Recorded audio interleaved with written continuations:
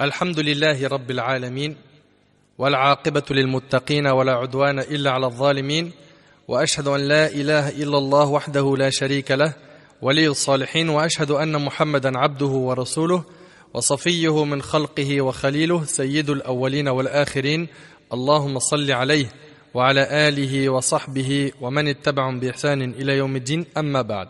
Mes frères et sœurs, on continue toujours avec l'aide d'Allah Tabaraka wa Ta'ala notre série Aqidat Ahl Sunnah wal Jama'a, la croyance des gens de la Sunna et du consensus.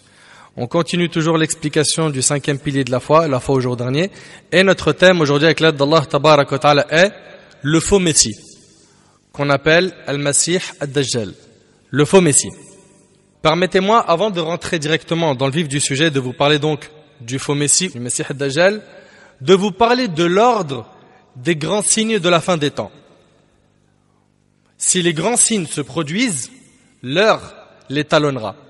D'après Hudayfa ibn Asid al-Ghifari, radiyallahu anhu, le prophète sallallahu alayhi wa sallam apparut, tandis que nous étions en train de discuter d'une question. Les compagnons, ils discutaient d'une question. Et là, le prophète alayhi salatu wa sallam leur a dit, qu'évoquez-vous? Vous parlez de quoi? Nous avons répondu, nous évoquons l'heure. Le prophète alayhi salatu wa sallam a dit, et notez bien, parce que dans ce hadith-là, vous allez voir les 10 grands signes de la fin des temps. Car les grands signes de la fin des temps, les grands signes, il y en a 10, les petits signes, eux, ils dépassent les 100. Le prophète alayhi salatu wa sallam a dit, elle ne se lèvera pas, il parle ici alayhi sallam de l'heure, avant que vous ne voyez 10 signes avant son arrivée. Puis, le prophète alayhi salatu wa sallam a mentionné la fumée, ad-dukhan, l'antéchrist, al-Masih ad-Dajjal, la bête, ad-dab, le lever du soleil de son couchant, Nuzul Isa alayhi salam, la descente du ciel de qui? De Jésus, fils de Marie.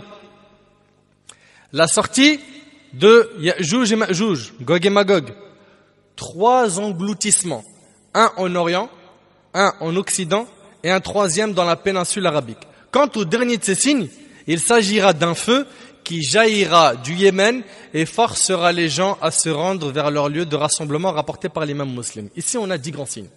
Bi'idhnillah azza wa jal, on va les détailler bien comme il faut. Là aujourd'hui, on va parler de Messie ad-Dajjal, mais permettez-moi d'abord cette introduction. Les grands signes se produiront les uns à la suite des autres, sans pratiquement aucun intervalle entre eux. Ça, c'est un point important.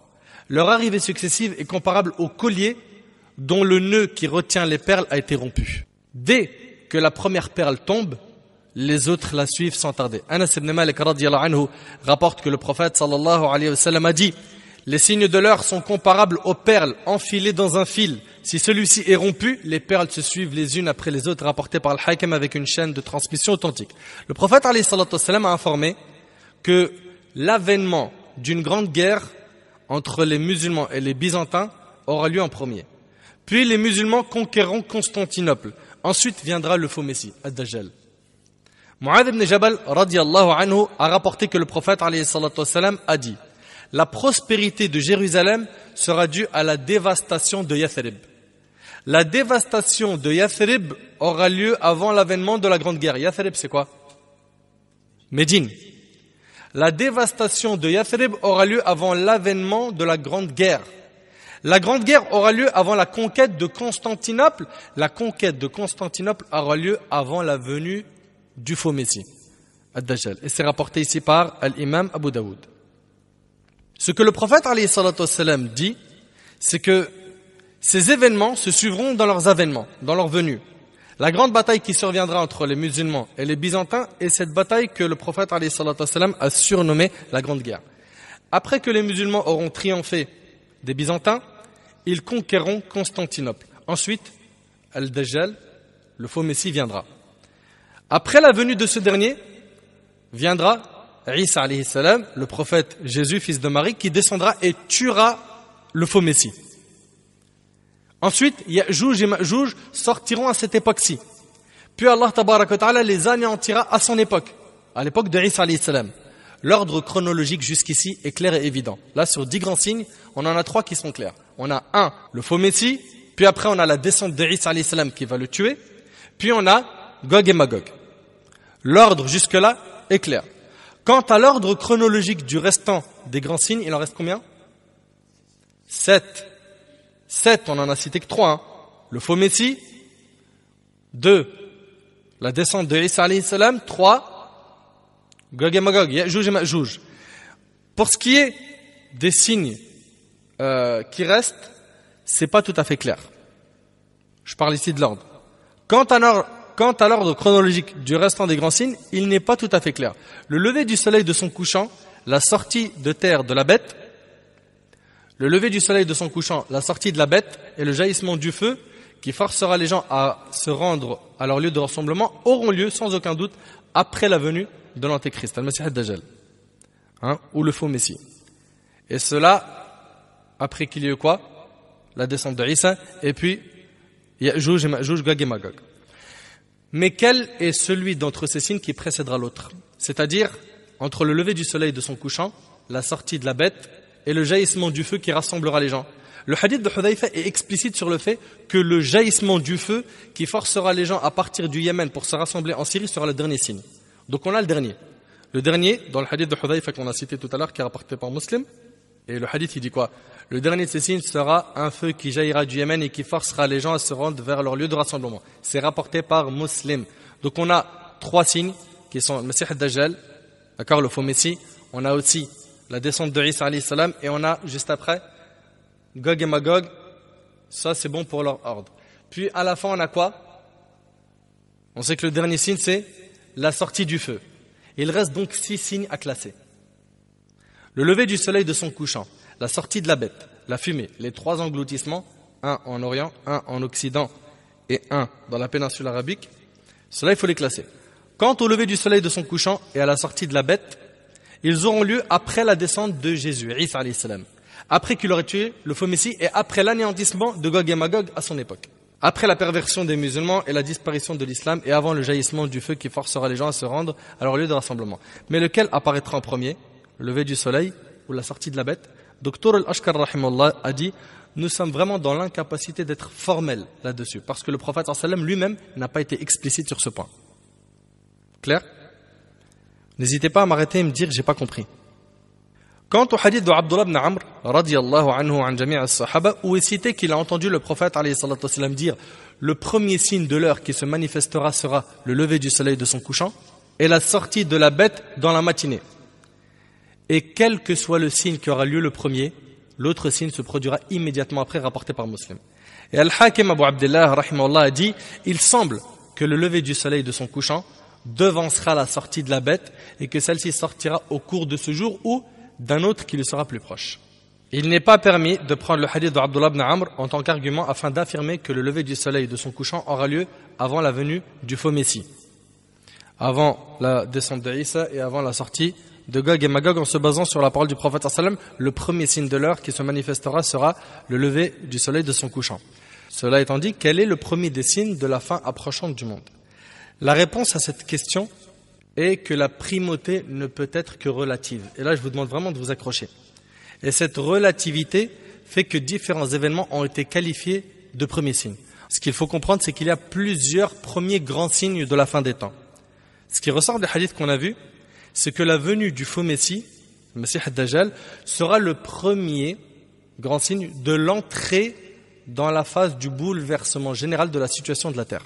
Écoutez attentivement. Ce qui ressort des hadiths qu'on a vus, c'est que la venue du faux Messie sera le premier, donc le premier grand signe, mais de quoi? De l'entrée dans la phase de bouleversement général de la situation sur terre. Donc le premier grand signe qui va bouleverser la terre, c'est ad-Dajjal. Après, le lever du soleil de l'ouest est également le premier signe de la fin du monde, comme on l'a vu dans le hadith d'Abdullah ibn Amr. Et celui-là, en fait, c'est le premier signe d'entrer dans la phase de bouleversement général de la situation de l'univers tout entier. Donc il y en a un, c'est le premier grand signe qui va bouleverser la terre, et un qui va bouleverser l'univers entier. Et les deux, c'est des grands signes qui sont premiers, pour chacun d'entre eux. Et le feu est lui aussi le premier grand signe. Mais de quoi? Le premier grand signe de la survenue immédiate de la fin du monde.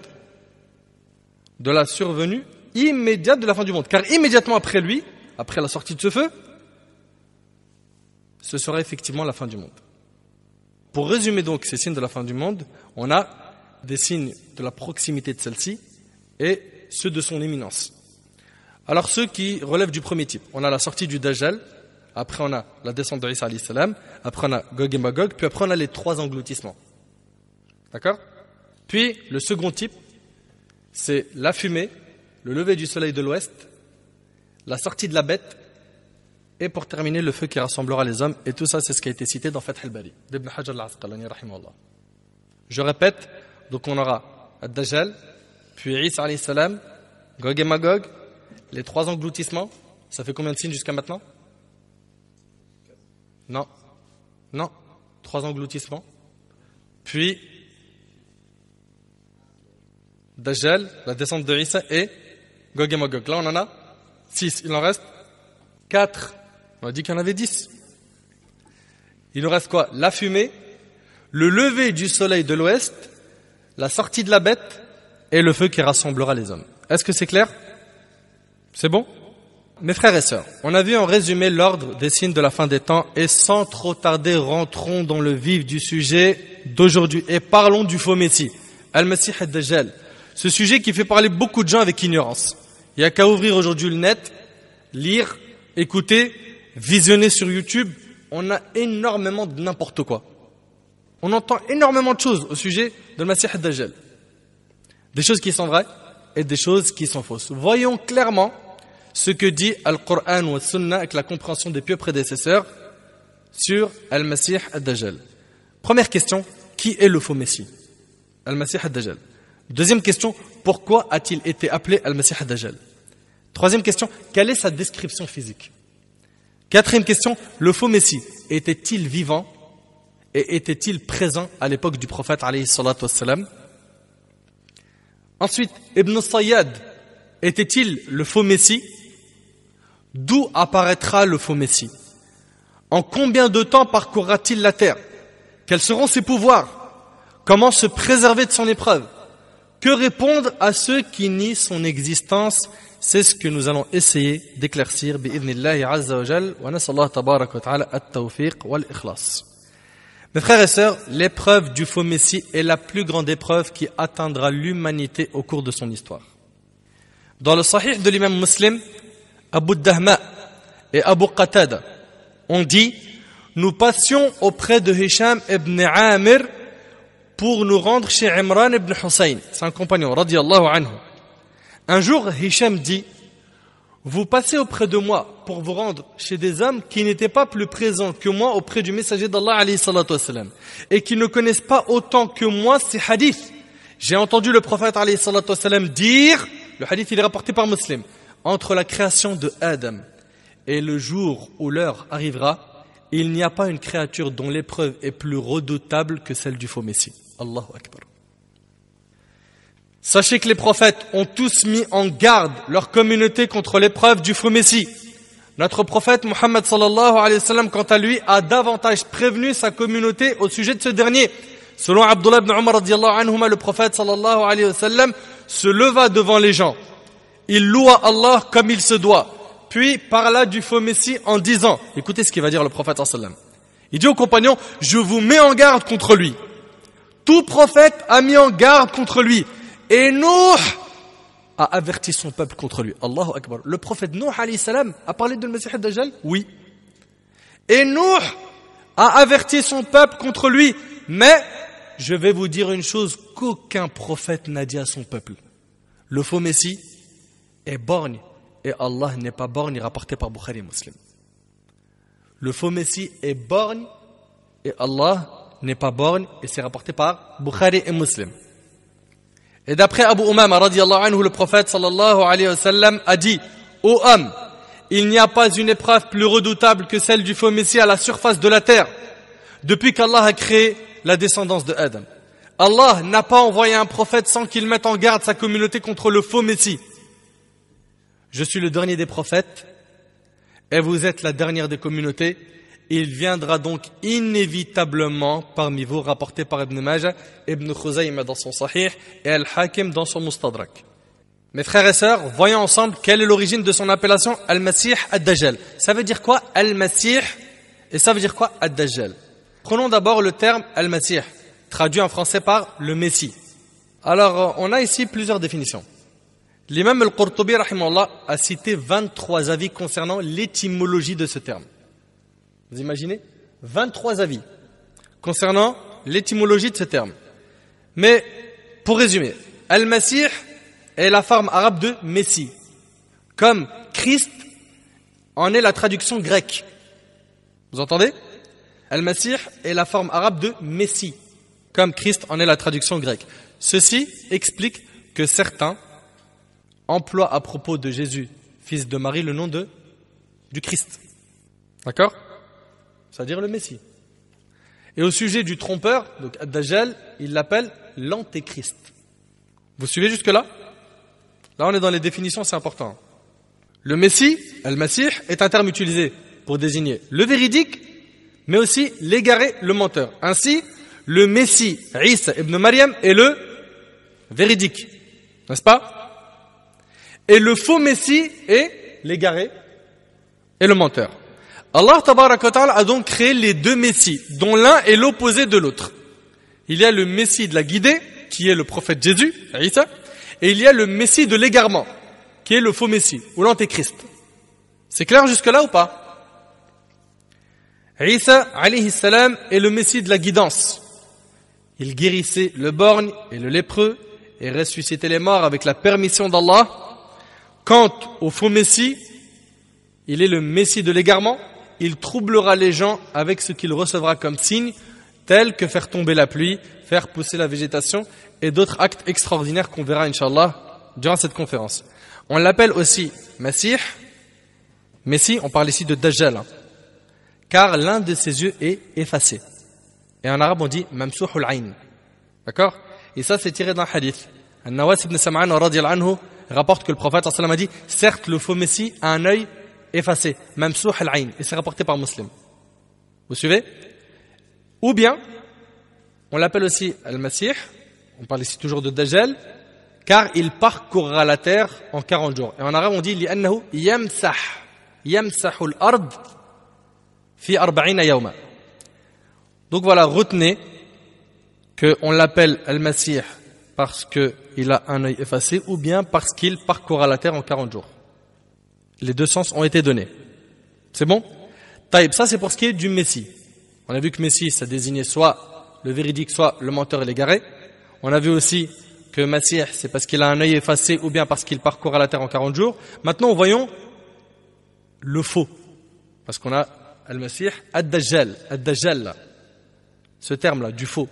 Il a été nommé Ad-Dajjal, le trompeur. Comme l'a affirmé Ibn Hajar, rahimahullah, parce qu'il couvrira la vérité avec son imposture. Il se fera passer pour Dieu. Le verbe dajala en arabe signifie couvrir quelque chose. Couvrir. D'accord? Le verbe dajala en arabe signifie couvrir.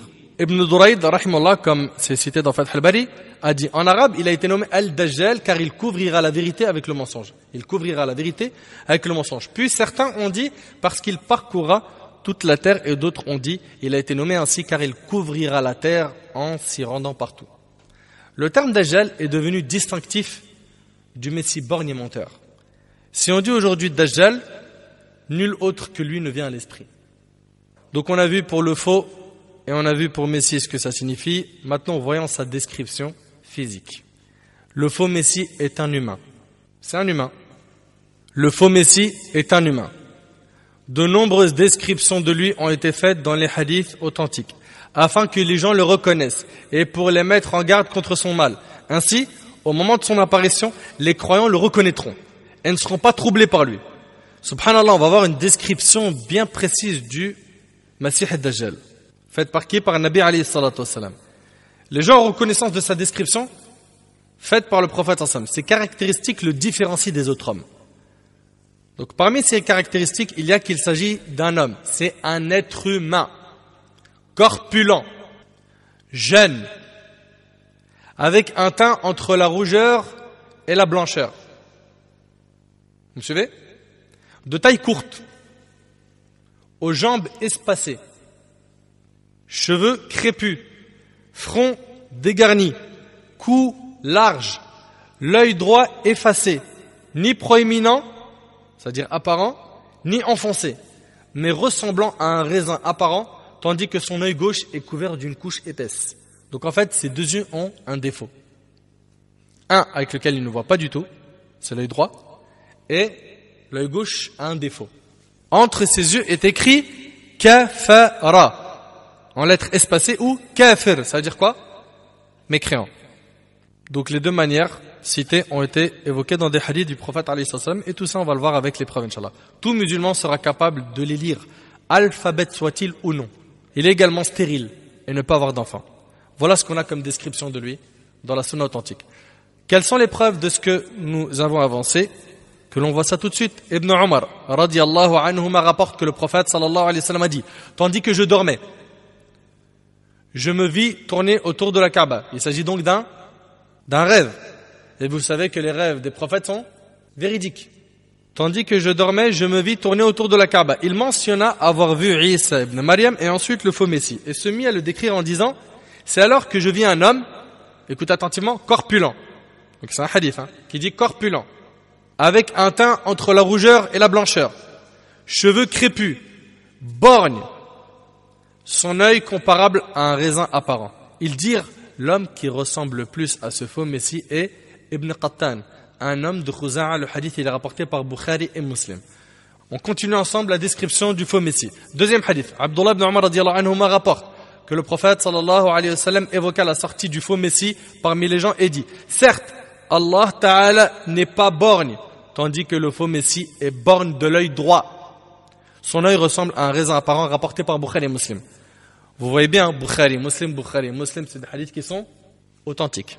Troisième hadith, An-Nawas ibn Sam'an radiyallahu anhu rapporte que parmi la description que fit le prophète sallallahu alayhi wa sallam du faux Messie, il dit, c'est un jeune, aux cheveux crépus, son œil est apparent. Il me paraît ressembler à Abdul Uzza ibn Qattan, rapporté par l'imam Muslim. Quatrième hadith, Ubad ibn Samit radiyallahu anhu rapporte que le prophète sallallahu alayhi wa sallam a dit, certes, le faux Messie est un homme de taille courte. Donc on rassemble un petit peu tous ces hadiths, un homme de taille courte, jeune, corpulent, cheveux crépus, borgne. Vous me suivez ou pas? Et là, dans ce hadith-là, est un homme de taille courte aux jambes espacées. Il s'agit d'un défaut. Il sera comme celui qui vient d'être circoncis. Il a les jambes espacées. Aux cheveux crépus, borgne, l'œil effacé, ni enfoncé, ni proéminent. Si le doute vous envahit, sachez alors que votre Seigneur n'est pas borgne, rapporté par Abu Daoud. Cinquième hadith. Abu Hurayra radiyallahu anhu rapporte que le prophète sallallahu alayhi wa sallam a dit, quant au Messie de l'égarement, il est borgne, a le front dégarni, le cou large et un peu courbé, rapporté par Ahmed. Sixième hadith, Hudhayfa radiyallahu anhu rapporte que le prophète sallallahu alayhi wa sallam a dit, le faux Messie est borgne de l'œil gauche et à la chevelure abondante, rapporté par Muslim. Il y a un problème là ou pas? Est-ce qu'il y a un problème? C'est l'œil droit ou c'est l'œil gauche? Et il n'y a absolument pas de contradiction entre cette version et celle d'Ibn Omar qu'on a vue. Celle d'Ibn Omar où le prophète sallallahu alayhi wa sallam a dit qu'il est borgne de l'œil droit. Il n'y a pas de contradiction entre les textes. Al-Qadi Iyad, rahimahullah, ce grand savant, pense, quant à lui, que les deux yeux du faux Messie ont un défaut, car les versions sont toutes authentiques. Ainsi, l'œil effacé est celui duquel il est complètement borgne, avec lequel il ne voit plus rien. Il s'agit de l'œil droit, comme cela est cité dans le hadith d'Ibn Omar. L'œil gauche est celui sur lequel il y a une couche épaisse. Cet œil a également un défaut. Il est donc borgne de l'œil droit, mais aussi du gauche. Les deux yeux présentent un défaut, l'un est totalement mort et l'autre est défectueux. Est-ce clair? Et l'imam al-Nawawi rahimahullah a dit concernant cette conciliation des textes, elle atteint l'excellence. Et c'est aussi l'avis de l'imam al-Qurtubi rahimahullah. On continue la description du Masih ad-Dajjal, du faux Messie. Septième hadith, Anas radiyallahu anhu rapporte que le prophète sallallahu alayhi wa sallam a dit, et entre ses yeux il est écrit kafir, mécréant, rapporté par Bukhari et Muslim. Et Anas radiyallahu anhu rapporte que le prophète alayhi salatu wassalam a dit, le faux Messie est borgne, entre ses yeux il est écrit kafir, donc mécréant, puis il l'épela kafara.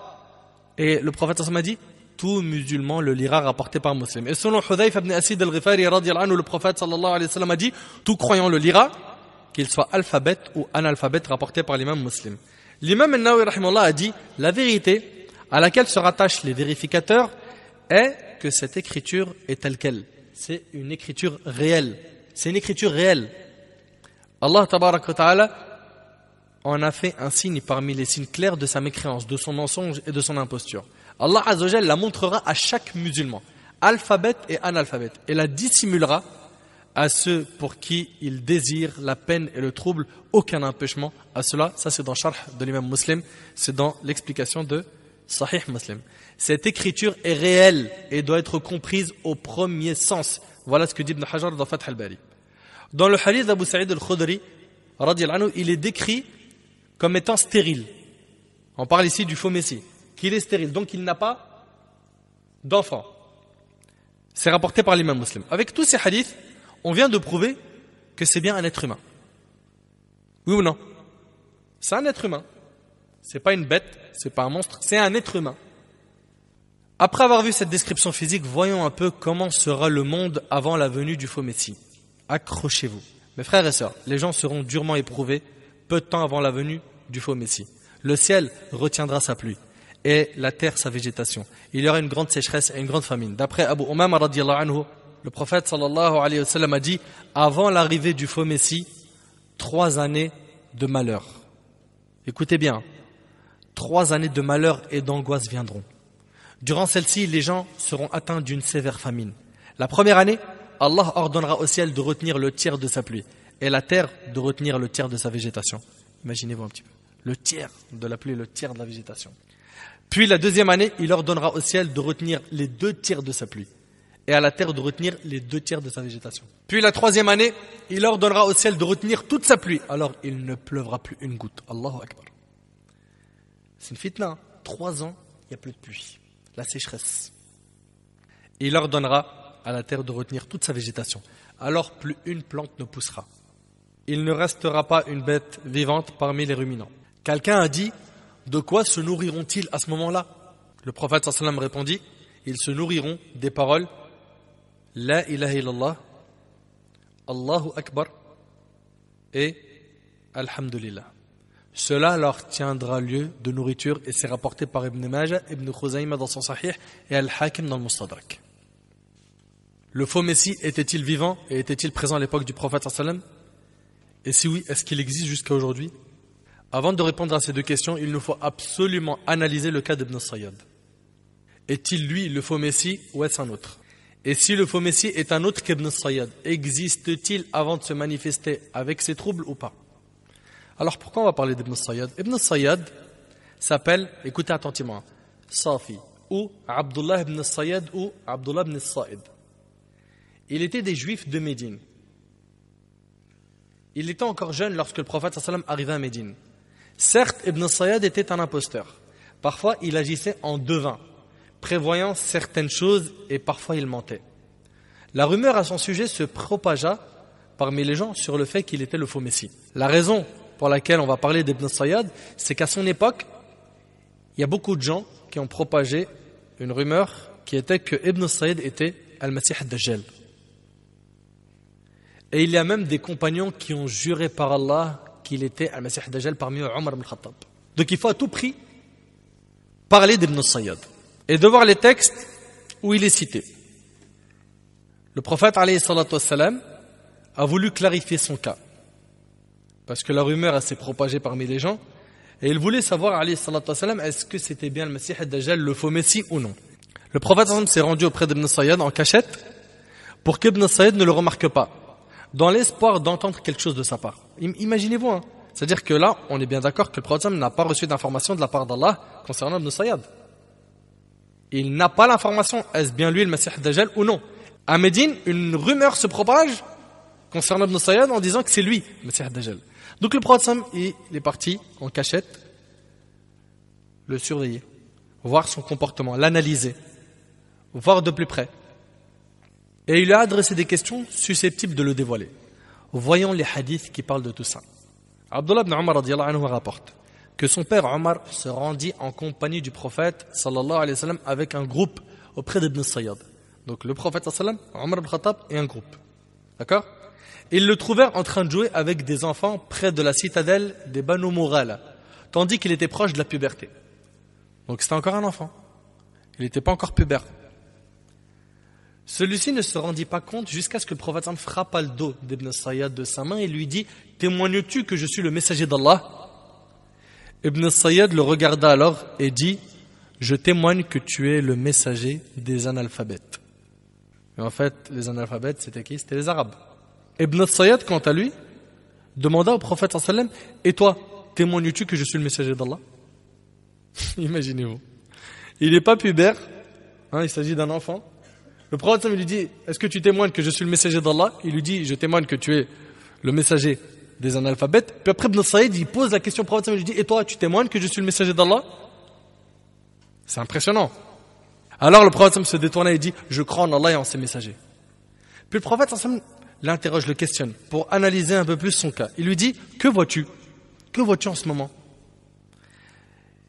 Et là il lui a dit « Il me parvient des informations véridiques et mensongères. » Le prophète sallam dit « Tu n'arrives pas à distinguer les choses. » Il veut dire par là que ce que le diable lui apporte comme information est confuse. Ça c'est ce qu'on a dans Sharh Mirqat al-Mafatih. Le prophète sallam dit ensuite « Je t'ai caché quelque chose. » Ici le prophète sallam il lui fait un test. Il lui dit « Je t'ai caché quelque chose. » Et il lui avait caché un verset. Un verset de Surat al-Dukhan. Tout ça dans le but de savoir qui est réellement Ibn Sayyad. Ibn Sayyad a répondu, au lieu de dire Surat al-Dukhan, il a dit c'est Ad-Dukh. Ad-Dukh, il n'a pas dit Ad-Dukhan. Et là, le prophète me l'a dit assis, dit le prophète sallam. Et il lui a dit quoi? Tu ne peux aller au-delà de tes limites de devin. Là, il a su que c'était un charlatan. Omar radiyallahu anhu demanda alors laisse-moi au messager d'Allah lui trancher la tête. Mais le prophète sallam répondit s'il s'agit bien de lui, donc du faux messie, tu n'auras aucun pouvoir sur lui. Tu n'auras aucun pouvoir sur lui. Car qui est censé le tuer, c'est Isa ibn Maryam. Ça c'est ce qu'on a dans Sharh Mirqat al-Mafatih. Et il lui a dit et si ce n'est pas lui, il n'y a aucun bien pour toi à le tuer. Pourquoi? C'est une personne avec qui il y a un pacte. Les Juifs avaient un pacte avec le prophète sallam à Médine. Et le hadith il est rapporté par le Bukhari.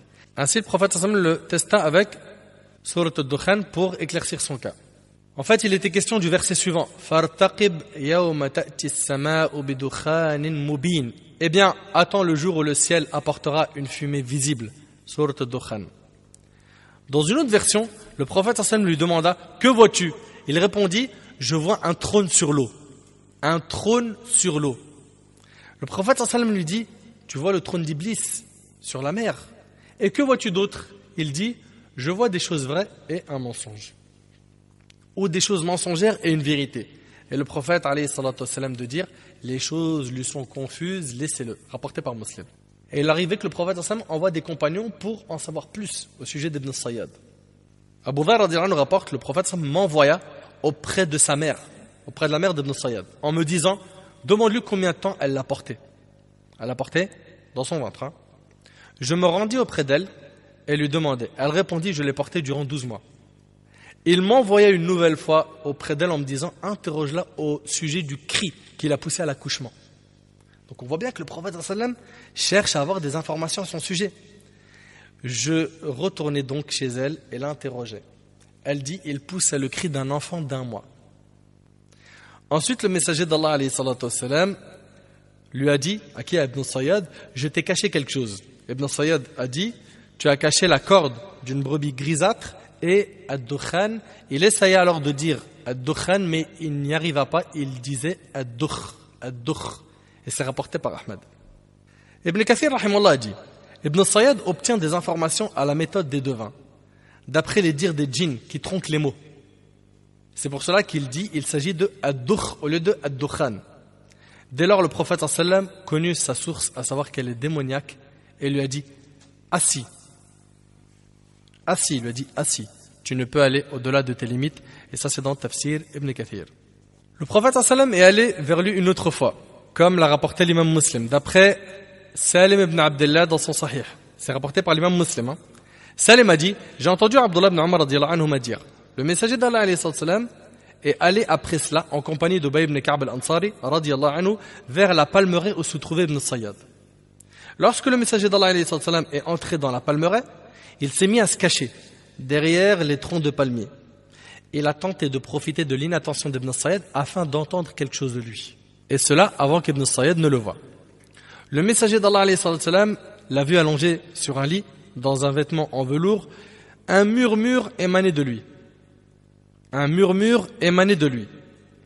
La mère d'Ibn Sayyad a vu le prophète sallam qui se cachait derrière les troncs de palmiers. Alors elle a dit à Ibn Sayyad, ô Saf, elle parle à son fils, ô Saf, voilà Muhammad. Alors Ibn Sayyad a bondi et le messager d'Allah alayhi salam a dit, si elle ne l'avait pas informé, son cas se serait éclairci. Il aurait su s'il s'agit du faux Messie ou non. Donc jusque maintenant, on est d'accord que pour l'instant la situation d'Ibn Sayyad, elle n'est pas claire. Ibn Sayyad a vécu longtemps après le messager d'Allah alayhi salam. Il prétendait qu'il s'était converti à l'islam, mais les gens n'avaient pas confiance en son islam. C'est-à-dire même après qu'il ait dit aux gens qu'il s'est converti à l'islam, les gens ne lui faisaient pas confiance. Ils sont restés douteux à son sujet. Parmi eux, il avait Abdullah ibn Umar radiyallahu anhuma. Comme l'a rapporté l'imam Muslim dans son Sahih, Abdullah ibn Umar a rencontré Ibn Sayyad 2 fois. Il a raconté à certains de ceux qui l'accompagnaient, vous dites qu'il s'agit de lui? Quelqu'un a répondu, non, par Allah. Ibn Umar a dit, tu me démentirais? Par Allah, certains d'entre vous m'ont informé qu'il ne mourrait pas avant qu'il n'obtienne plus d'enfants et d'argent que vous. Et aujourd'hui, il est tel qu'ils l'ont prétendu. Et un jour, nous avons parlé ensemble, puis je l'ai quitté. Puis Ibn Umar l'a rencontré une autre fois, il a rencontré Ibn Sayyad une autre fois, alors que l'œil d'Ibn Sayyad avait enflé. L'œil d'Ibn Sayyad avait enflé. Il a dit, j'ai dit, quand est-ce que ton œil a enflé comme je le vois? Il m'a répondu, je ne sais pas. Ibn Umar lui a dit, tu ne sais pas, alors que ton œil fait partie de ta tête? Il m'a dit, si Allah avait voulu, il aurait créé mon œil sur ton bâton là. Puis il a émis avec son nez un son répugnant. Écoutez bien. Puis il a émis avec son nez un son répugnant, semblable au plus fort reniflement que j'ai entendu de l'âne. Il a fait un bruit avec son nez immense. Mes compagnons ont prétendu que je l'avais frappé avec un bâton que je possédais, jusqu'à ce qu'il se brise. Quant à moi, par Allah, je n'ai pas eu la sensation de l'avoir frappé. Dans une autre version rapportée par l'imam Muslim, alhamdoulilah, tous les hadiths sont authentiques, il est cité qu'Ibn Umar radiyallahu anhuma lui a lancé une parole qui l'a tellement mis en colère qu'il a gonflé au point de boucher toute la rue. On voit vraiment que le cas d'Ibn Sayyad, il est étrange. C'est vrai ou c'est pas vrai? Subhanallah. Puis Abdullah ibn Umar radiyallahu anhuma s'est rendu chez Hafsa radiyallahu anha, la fille de Umar ibn Khattab, et en même temps c'est sa sœur. Et il l'en a informé. Puis cette dernière lui a dit, qu'Allah te fasse miséricorde. Qu'as-tu voulu d'Ibn Sayyad? N'as-tu pas appris que le messager d'Allah alayhi salatu wassalam a dit, le faux Messie se manifestera seulement à cause de quelque chose qui leur a mis en colère? Donc, est-ce que c'est Ibn Sayyad ou pas le faux Messie? Celui ou non? Le prophète sallam n'a pas tranché. Jusqu'à ce que Omar radiyallahu anhu, il jurait devant lui que c'était lui, le prophète sallam, il répondait pas. Et il arrivait plus d'une fois, le prophète sallam n'avait pas de révélation tout de suite. Aïcha radiyallahu anha, sa femme, on l'a calomniée ou pas? On l'a accusée d'être quoi? Fornicatrice, n'est-ce pas? Qu'elle avait fait zina avec Safwan, le compagnon radiyallahu anhu. Le prophète sallam n'a eu des révélations à ce sujet-là qu'un mois après. Et écoutez avec moi ce hadith aussi qui est impressionnant. Abu Sa'id al-Khudri radiyallahu anhu a dit, nous sommes partis faire le pèlerinage ou une umrah. Ibn Sa'id, on avait dit Abdullah ibn Sayyad ou Abdullah ibn Sa'id, vous vous rappelez? Ibn Sa'id se trouvait parmi nous. C'est Abu Sa'id al-Khudri, le compagnon qui rapporte. C'est un grand savant parmi les compagnons. Il dit, nous avons fait halte dans un endroit et les gens se sont dispersés. Je suis resté seul avec lui. Il s'est retrouvé seul avec Ibn Sayyad. Je me suis senti mal à l'aise avec lui à cause de ce qui se racontait sur lui. Il est venu avec ses bagages et les a posés à côté des miens. Il a mis ses bagages à côté d'Abu Sa'id al-Khudri. Qu'est-ce qu'il lui a dit le compagnon? Il lui a dit, il fait très chaud. Si tu les mettais là-bas sous cet arbre, il les a alors mis là-bas. Puis nous aperçûmes des moutons. Alors, Ibn Sayyad s'en alla et revint avec un grand gobelet. Il m'a dit, bois, ô Abu Saïd. Je lui ai répondu, il fait très chaud et le lait est chaud. En réalité, je craignais seulement de boire de ses mains ou de prendre de ses mains. Puis Ibn Sayyad a dit, et là franchement, écoutez attentivement. Et il va dire quoi aux compagnons? Des paroles vraiment, elles percent le cœur. Puis Ibn Sayyad a dit, ô Abu Saïd, j'ai songé à prendre une corde, à l'attacher à un arbre, puis à me pendre à cause de ce que les gens racontent sur moi. On voit bien ici qu'Ibn Sayyad n'en peut plus de ce que les gens disent sur lui. Ô Abu Saïd, dit Ibn Sayyad, les hadiths du messager d'Allah sallallahu alayhi wa sallam, peuvent être inconnus de quelqu'un, mais pas de vous, au groupe des Ansar, compagnons médinois. N'es-tu pas parmi les plus savants des hadiths du messager d'Allah sallallahu alayhi wa sallam? Le messager d'Allah sallallahu alayhi wa sallam n'a-t-il pas dit sur Ad-Dajjal, il est mécréant alors que moi je suis musulman?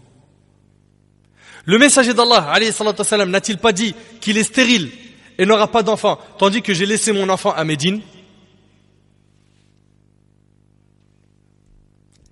Le messager d'Allah alayhi wa sallam n'a-t-il pas dit il n'entrera ni à Médine ni à la Mecque, quant à moi je viens de Médine et je me rends à la Mecque? Abu Saïd al-Khudri, le compagnon, dit si bien que je fus sur le point de l'excuser. Abu Saïd al-Khudri, ça y est, il est sur le point de le croire. Puis il déclara, par Allah, je le connais. Là c'est Ibn Sayyad, il dit je le connais, il parle du faux messie, Dajjal. Je le connais. Je connais le lieu de sa naissance et où il se trouve maintenant. Donc après avoir balayé les doutes, il en a remis. Et là Abu Saïd de dire malheur à toi durant la journée, et c'est rapporté par l'imam Muslim. Et dans une version de l'imam Muslim, Abu Saïd lui demanda aimerais-tu être cet homme, le faux messie? Il répondit si on me le proposait, je ne le refuserais pas. On voit bien que sa situation n'est absolument pas claire. Ibn Sayyad était-il le faux messie ou non? En tenant compte de ce que nous avons vu et du test que lui a fait passer le prophète sallam, on peut dire que le prophète sallam ne s'est pas prononcé sur le cas d'Ibn Sayyad. Ça c'est clair. Car il n'avait pas reçu de révélation lui disant s'il était le faux messie ou non. Et on l'a déjà dit qu'il est arrivé plus d'une fois que le prophète ne reçoit pas de révélation tout de suite face à des affaires importantes comme l'affaire de Aïcha hadith al-Ifk. Omar radiyallahu anhu avait juré en présence du prophète sallam qu'Ibn Sayyad était le faux messie sans que le prophète sallam ne proteste. Certains compagnons étaient de l'avis de Omar ibn Khattab, jurant qu'Ibn Sayyad était le faux messie, comme cela est rapporté de Jabir radiyallahu anhu, d'Ibn Omar et d'Abu Dhar radiyallahu anhum ajma'in. En revanche, certains savants sont d'avis qu'Ibn Sayyad n'est pas le faux messie. Et je partage entièrement cet avis, qui est l'avis d'Ibn Taymiyyah et d'autres parmi les savants. Prenons comme argument le hadith de Tamim ad-Dari rapporté par Muslim, où Amr ibn Sharahil al-Sha'bi questionna Fatima bint Qais, la sœur d'Ad-Dahhak ibn Qais. Elle était parmi les premières à avoir émigré. Il rapporte qu'elle dit j'entendis le cri du héros du messager d'Allah alayhi wa sallam, celui qui fait les appels, appelé à la prière en groupe. Je sortis me dirigeant vers la mosquée et je priais avec le messager d'Allah alayhi wa sallam. C'est elle qui raconte cela. Je me trouvais dans le rang des femmes qui vient après celui des hommes. Lorsque le prophète sallallahu alayhi wa sallam, ce hadith-là est rapporté par Muslim et on l'appelle le hadith de Tamim ad-Dari. Ok? Ce hadith-là, c'est l'argument clair et tranchant que Ibn Sayyad n'est pas Al-Masih ad-Dajjal. Mais accrochez-vous car le récit est long. Le prophète sallam, il a terminé sa prière, il s'est assis sur le minbar, sur la chaire, en riant. Il a ri et il a dit aux compagnons que chacun demeure à l'endroit où il a prié. C'est-à-dire restez à vos places. Puis il dit, savez-vous pourquoi je vous ai rassemblés? Ils répondirent, Allah et son messager savent mieux. Et là le prophète sallam a dit, par Allah, je ne vous ai réunis ni pour une exhortation, ni pour un avertissement. Au contraire, je vous ai rassemblés car Tamim ad-Dari, qui était chrétien, a prêté serment et embrassé l'islam.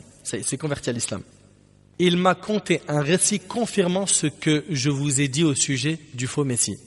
Il m'a raconté qu'il était monté à bord d'un navire, donc dans un bateau, en compagnie de 30 hommes, de Lahm et Jodham. Les vagues les ballottèrent en mer un mois durant. Ils sont restés un mois en mer, puis ils échouèrent sur une île en pleine mer.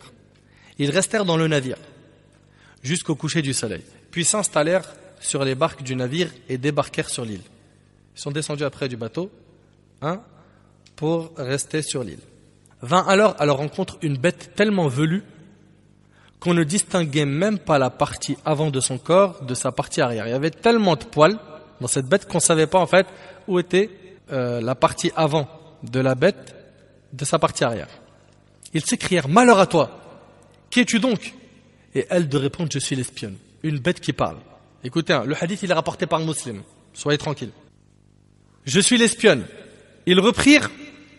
Et qu'est-ce que l'espionne? Elle dit aux gens « Allez donc trouver cet homme dans ce cloître, car il est impatient d'avoir de vos nouvelles. » Lorsqu'elle nous désigna l'homme, dit-il, nous craignîmes qu'elle ne soit une diablesse. Ils ont eu peur que ce soit une diablesse.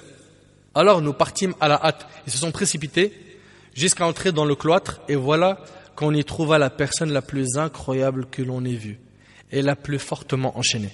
Ils ont vu une personne incroyable dans cette île qui était enchaînée. D'accord ? Elle était impressionnante par son corps. Les mains attachées au cou et des fers entravant ses genoux jusqu'aux chevilles. Nous lui demandâmes, malheur à toi, qui es-tu? Donc il lui pose la question, qui es-tu? Et Tamim ad-Dari, il en fait partie. Rappelez-vous de ça. Hein. Et là, cette personne enchaînée va dire, vous êtes capable de me donner des informations, dites-moi donc qui êtes-vous? Ils dirent, nous sommes des Arabes. Nous avons pris la mer quand elle était déchaînée et les vagues nous ont ballottés pendant 1 mois avant de nous échouer sur ton île. Nous nous installâmes sur les barques de notre navire, puis nous débarquâmes sur l'île. Nous rencontrâmes une bête tellement velue qu'on ne distinguait même pas sa partie avant de sa partie arrière. Nous lui demandâmes, malheur à toi, qui es-tu donc? Et elle de répondre, je suis l'espionne. Nous demandâmes, et qu'est-ce donc que l'espionne? Elle nous dit, allez trouver cet homme dans le cloître, car il est impatient d'avoir de vos nouvelles. Nous partîmes donc précipitamment à ta rencontre et prîmes peur d'elle. On ne pouvait être sûr qu'il ne s'agissait pas d'une diablesse. Et là, il dit, informez-moi au sujet de la palmeraie de Baysan. Des questions très très précises. Et Baysan, c'est une ville connue de Palestine au sud du fleuve Jalout.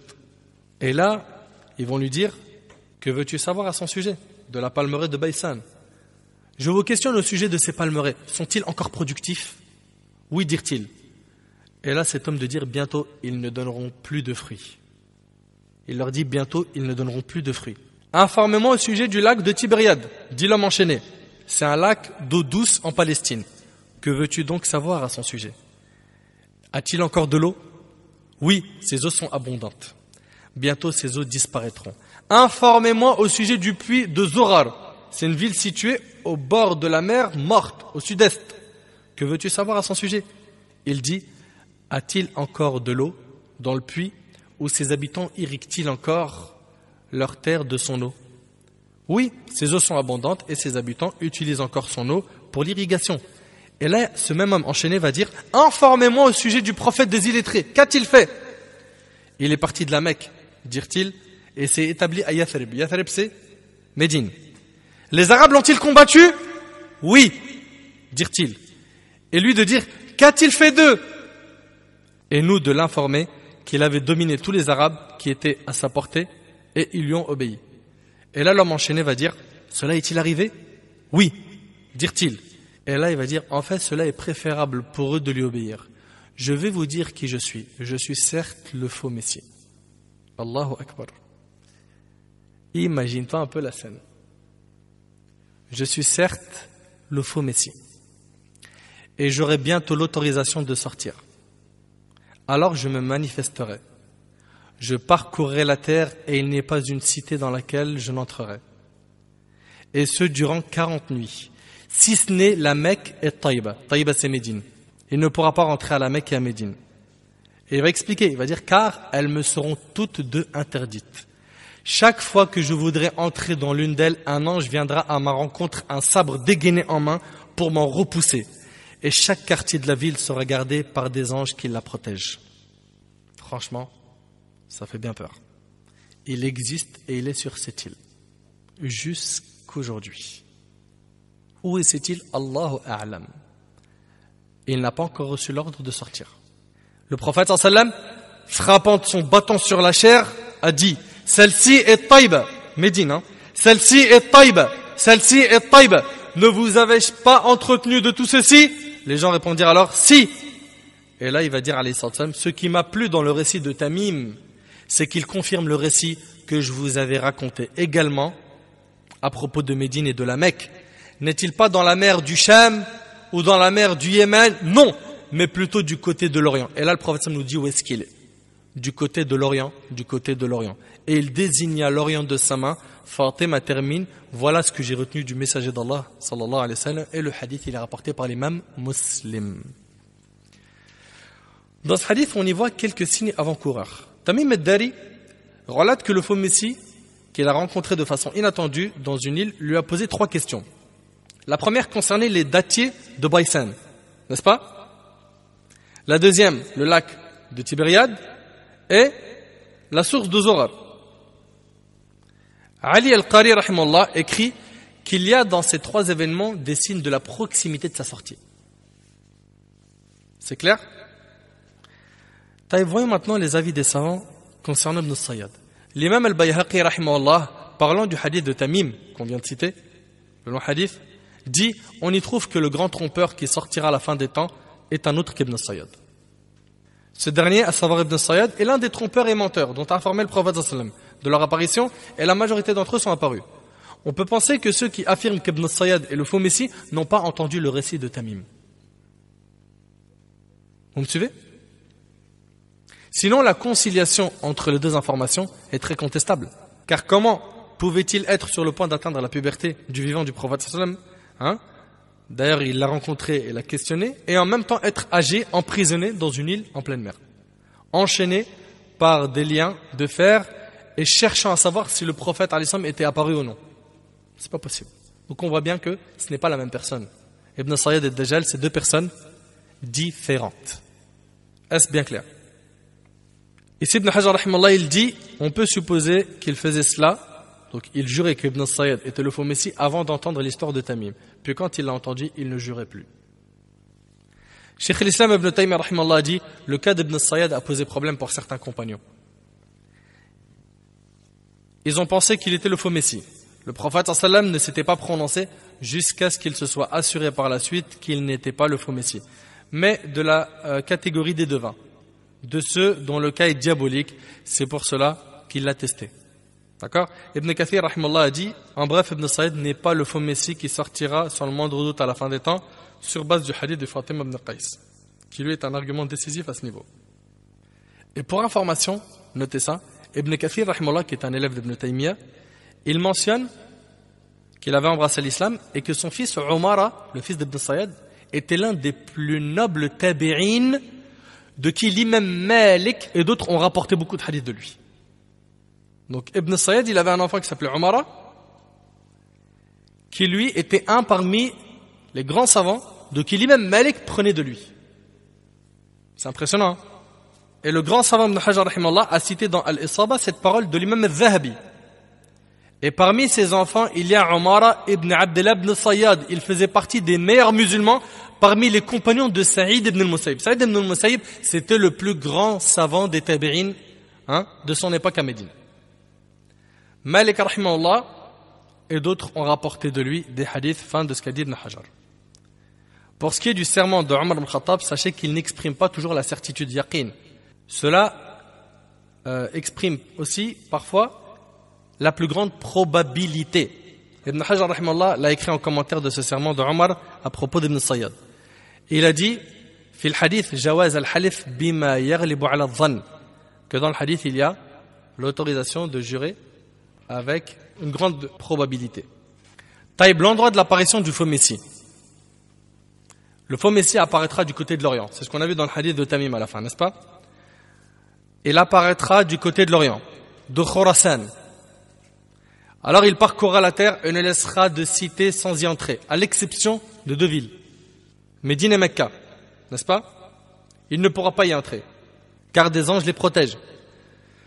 Abu Bakr radiyallahu anhu rapporte que le prophète sallallahu alayhi wa sallam a dit, le faux messie sortira d'un territoire en Orient que l'on appelle Khorasan, et c'est rapporté par Tirmidhi.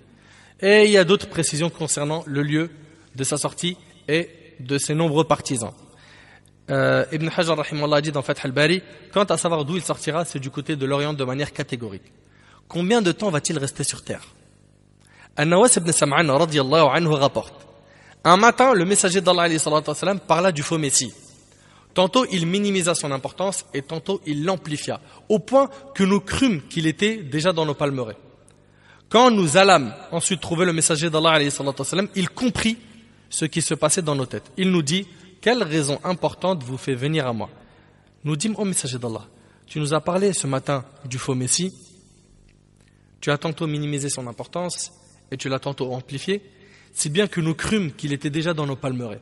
Il dit, je crains plus pour vous autre chose que le charlatan. S'il sort alors que je suis encore parmi vous, je serai son adversaire. Allahu Akbar. S'il sort alors que je suis encore parmi vous, je serai son adversaire.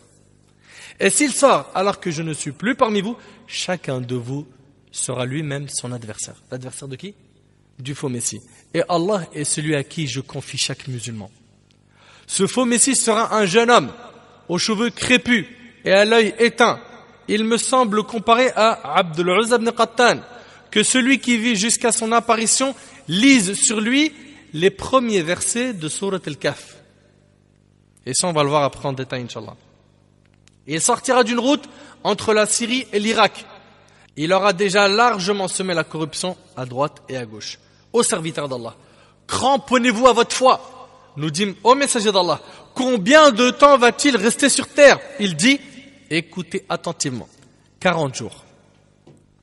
Un jour égale à un an, un jour égale à un mois, un jour égale à une semaine, et le reste des jours égaux aux vôtres.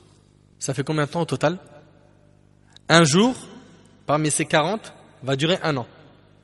Un jour va durer un mois. Un jour va durer une semaine, puis le reste des jours égaux aux vôtres. Donc 37 jours normaux.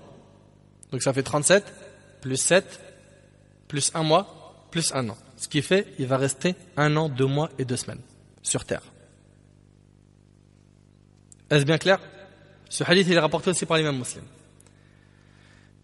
Nous dîmes au messager d'Allah, durant ce jour égal à 1 an, un jour qui égale 1 an, est-ce qu'il nous suffira de faire la prière d'un seul jour? Il dit non, mais priez en mesure de sa vraie longueur, c'est-à-dire 5 prières par jour. Vous connaissez le temps qu'il y a entre les prières. Faites de la sorte. Nous dîmes au messager d'Allah, quelle sera la vitesse de son déplacement sur terre? Il dit, il sera comme le nuage porteur de pluie poussé par le vent. Il sera très rapide. Très rapide. Clair? Et le hadith, on a dit, il est rapporté par l'imam Muslim. L'épreuve du faux Messie sera immense. Son épreuve est la plus grande que l'humanité connaîtra. De la création de Adam, alayhi salam, jusqu'à la venue de l'heure, il n'y aura pas une épreuve plus grande. Cela est dû au prodige grandiose qu'Allah va lui donner. Troublant la raison et faisant perdre la tête, il sera capable de guérir l'aveugle de naissance. De même que le lépreux. Il se fera aider par des djinns afin de faire croire qu'il est capable de ressusciter les morts. Il est rapporté qu'il disposera d'un jardin et d'un feu. Son jardin est un feu et son feu est un jardin. Il disposera également de fleuves d'eau et de montagnes de pain. Et rappelez-vous qu'il y aura une famine avant, que les gens vont avoir faim. Ce sera une grande épreuve. Et lui, il vient avec des montagnes de pain, quelque chose à manger. Son épreuve, elle sera dure. Il ordonnera au ciel de faire tomber la pluie, qui s'exécutera. Et à la terre de faire pousser sa végétation, qui s'exécutera. Les trésors de la terre le suivront et il parcourra la terre à une vitesse ahurissante, aussi rapide que la pluie chassée par le vent, ainsi que d'autres faits extraordinaires. Tout cela, bien sûr, on ne le ramène pas de notre tête, ça vient des hadiths authentiques du prophète alayhi salatu wassalam. Voyons ce que disent les hadiths au sujet de ses pouvoirs. Le premier pouvoir, c'est sa rapidité de déplacement sur terre. Et ça, on l'a vu dans le hadith de Nawas, radiyallahu anhu, où le prophète sallam a été interrogé sur la rapidité de son déplacement sur terre. Dans le hadith de Nawas, on a vu cela, radiyallahu anhu, le prophète a été interrogé au sujet de sa rapidité de déplacement sur terre. Il a répondu, il sera semblable au nuage poussé par le vent. Donc il sera rapide, et c'est rapporté par un musulman. Et Jabir radiyallahu anhu rapporte que le prophète sallallahu alayhi wa sallam a dit, écoutez très très très bien ce hadith, il sera sur un âne dont l'espace entre les 2 oreilles sera de 40 coudées. 40 coudées.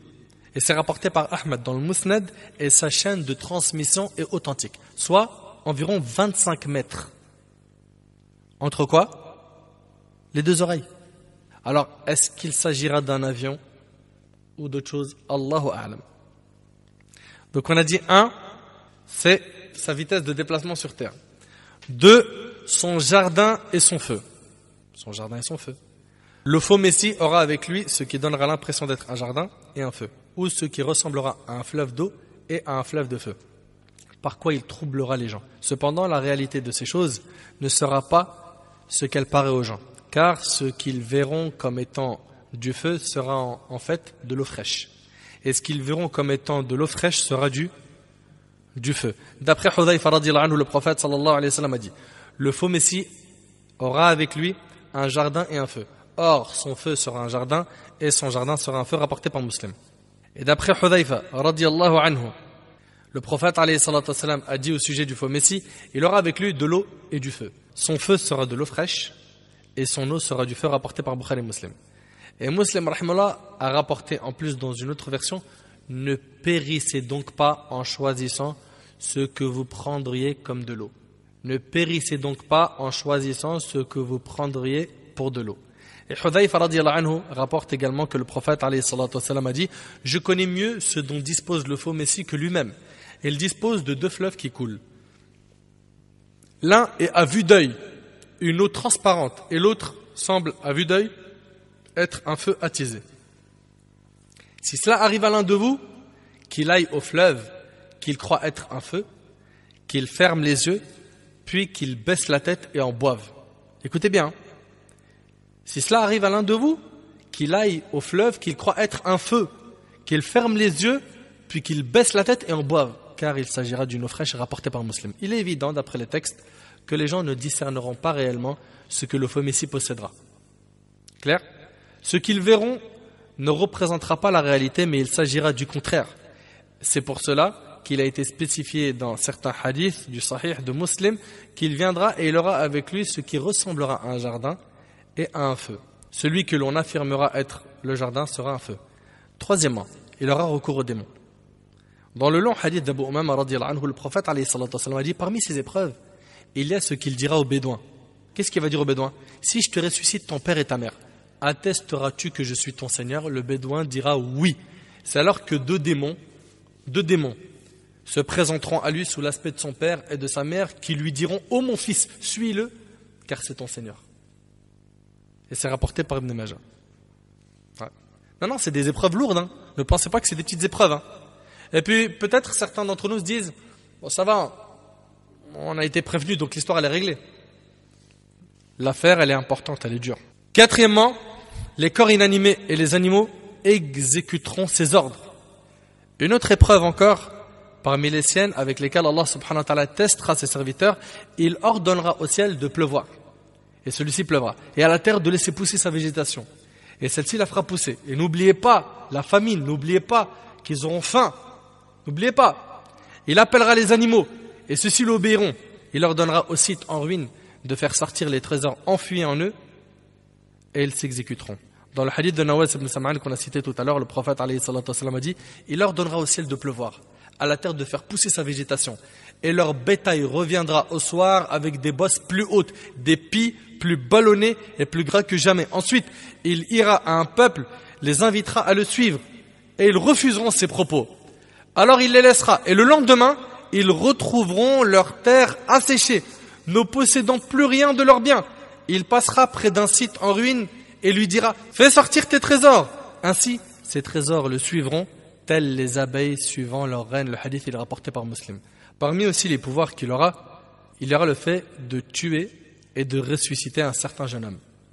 Dans le hadith de Nawas ibn Sam'an qu'on a cité, le prophète sallallahu alayhi wa sallam a dit: il appellera un homme débordant de jeunesse, le frappera d'un coup d'épée et le coupera en 2 parties aussi rapidement qu'une flèche atteignant sa cible.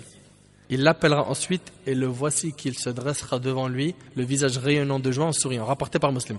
Parmi ces épreuves, il tuera ce qui paraîtra aux gens, un certain croyant, puis il prétendra qu'il a le pouvoir de ressusciter. Abu Sa'id al-Khudri radhiyallahu anhu rapporte que cet homme que le faux messie tuera fait partie des meilleurs hommes, ou le meilleur des hommes. Il ira à la rencontre du faux messie en partant de la ville du messager d'Allah alayhi sallam, et dira au faux messie: je témoigne que tu es le faux messie dont le messager d'Allah alayhi sallam nous a raconté le récit. Et le faux messie de dire: voyez-vous, si je tue celui-ci puis le ressuscite, douterez-vous encore? Ils répondront non. Alors il le tuera puis il le ressuscitera. Et l'homme dira: par Allah, je n'ai jamais été aussi clairvoyant à ton propos qu'aujourd'hui. Le faux messie voudra le tuer, mais il n'aura plus le pouvoir, rapporté par le Bukhari. Par contre, il faut savoir une chose qui est très importante, le faux messie ne va pas venir forcer quelqu'un à devenir kafir. Il va exposer son jardin et son feu, il va troubler les gens, et il partira ensuite. D'accord ? Maintenant, une grande question, comment se préserver de son épreuve ? Comment ? Voici quelques recommandations afin de surmonter cette grande épreuve dont nous demandons à Allah tabaraka wa ta'ala de nous protéger et de nous épargner. 1. S'attacher à l'islam. S'armer 2 fois. Pratiquer la religion d'Allah tabaraka wa ta'ala dans son ensemble sans faire de tri et de sélection. Connaître les noms et les attributs d'Allah tabaraka wa ta'ala. Ainsi, on saura que le faux messie est un humain qui mange, qui boit, tandis qu'Allah, vous le savez, il ne mange pas, il ne boit pas. Le faux messie est borgne, tandis qu'Allah n'est pas borgne. Et personne ne verra son Seigneur avant la mort. N'est-ce pas ? Par contre, les gens verront le faux messie au moment de son apparition. Aussi bien les croyants que les kuffars. Donc la première chose, c'est s'attacher à l'islam. S'attacher à l'aqida sahih. Ça c'est 1. Pratiquer sa religion comme il le faut. Deuxièmement, demander protection contre l'épreuve du faux messie, notamment dans la prière. Des hadiths authentiques mentionnent cela. On rapporte d'Abu Hurayra radhiyallahu anhu qui disait, le prophète alayhi salatu wassalam avait dit, si vous faites le tashahhud, demandez protection auprès d'Allah contre 4 choses. Dites, Allahumma inni a'udhu bika min adhabi jahannam, wa min adhabi al-qabr, wa min fitnati al-mahya wal-mamat, wa min sharri fitnati al-masih ad-dajjal. Seigneur, je cherche protection auprès de toi contre le châtiment de la gêne, de l'enfer, contre le châtiment de la tombe, contre les troubles de la vie et de la mort, contre le mal du faux messie. Et c'est rapporté par l'imam Muslim. L'imam al-Bukhari le rapporte avec une modification dans l'ordre. Ensuite, étudier des versets de Surat al-Kahf, car le prophète sallallahu alayhi wa sallam a ordonné de réciter le début de Surat al-Kahf en présence du faux messie. Dans d'autres versions, il est question de la fin de Surat al-Kahf. Dans d'autres versions, il s'agit d'apprendre les 10 premiers versets. Abu Darda radhiyallahu anhu rapporte que le prophète alayhi salatu wassalam a dit, on commence par la version qui parle d'apprendre. Quiconque apprend 10 versets du début de Surat al-Kahf sera protégé du faux messie. Rapporté par Muslim. Quand le faux messie sera apparu, lui réciter face à lui les versets du début de Surat al-Kahf. Dans le long hadith de Nawas ibn Sam'an, radiyallahu anhu, on retrouve que celui donc parmi vous qui le rencontre lise en sa présence les premiers versets de Surat al-Kahf. Rapporté par l'imam Muslim. Shu'ba, rahimahullah, a dit de la fin d'al-Kahf.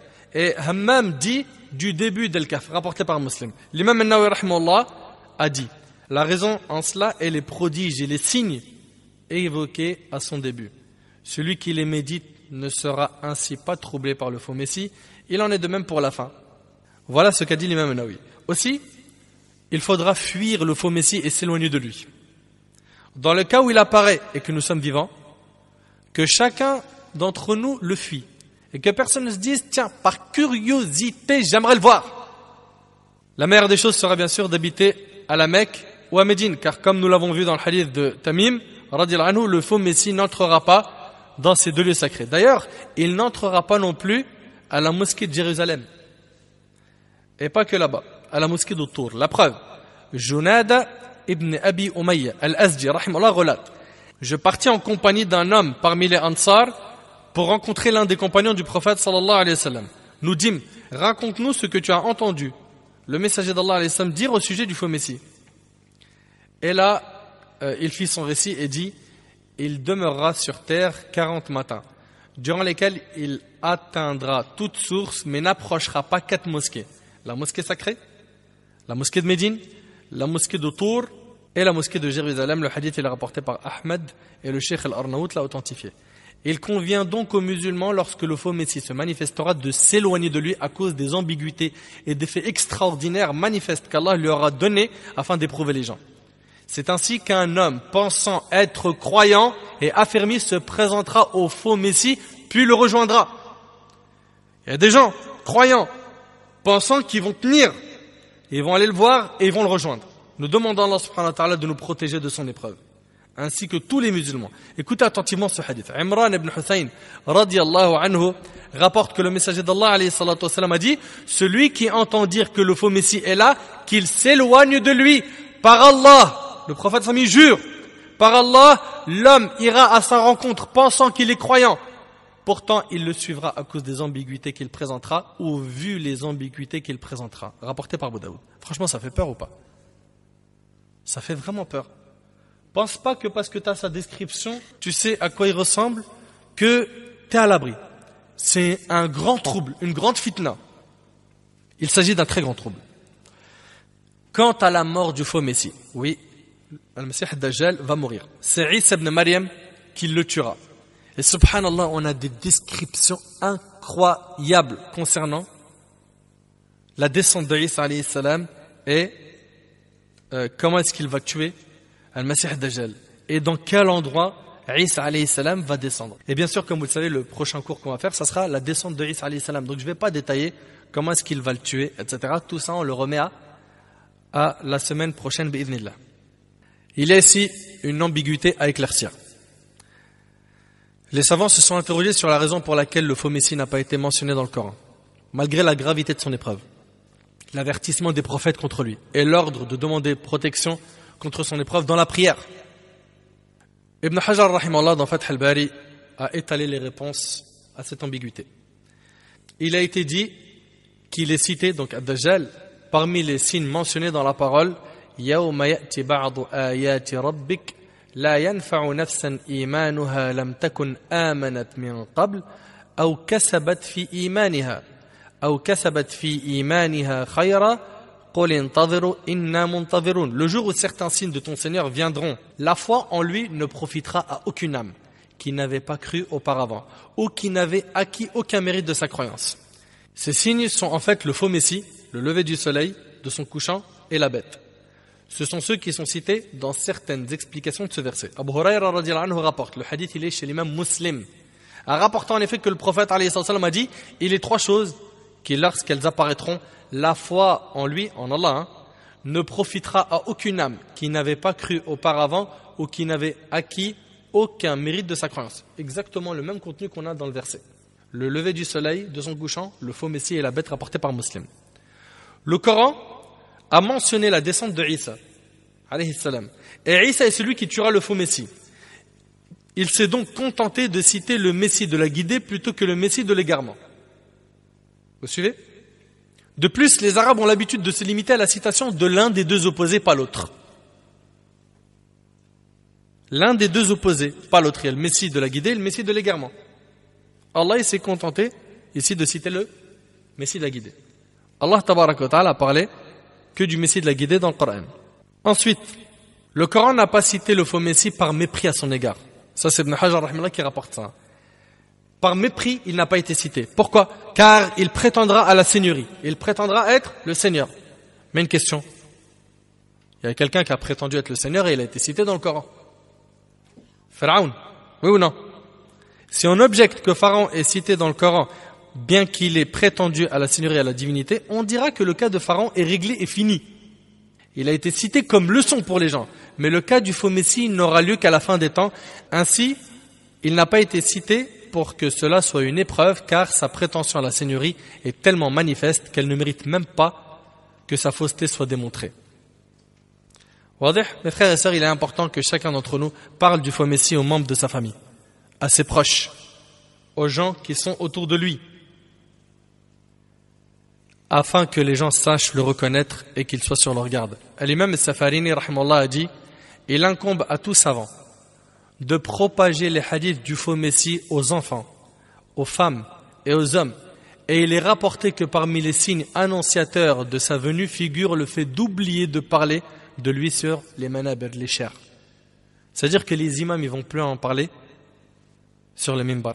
Et c'est rapporté par la Haythami. Il rajoute: surtout à notre époque durant laquelle les troubles se sont propagés, les malheurs multipliés, les enseignements de la sunna ont dépéri, les pratiques prophétiques devenues des innovations et les innovations une législation à suivre, ولا حول ولا قوة إلا بالله العلي العظيم.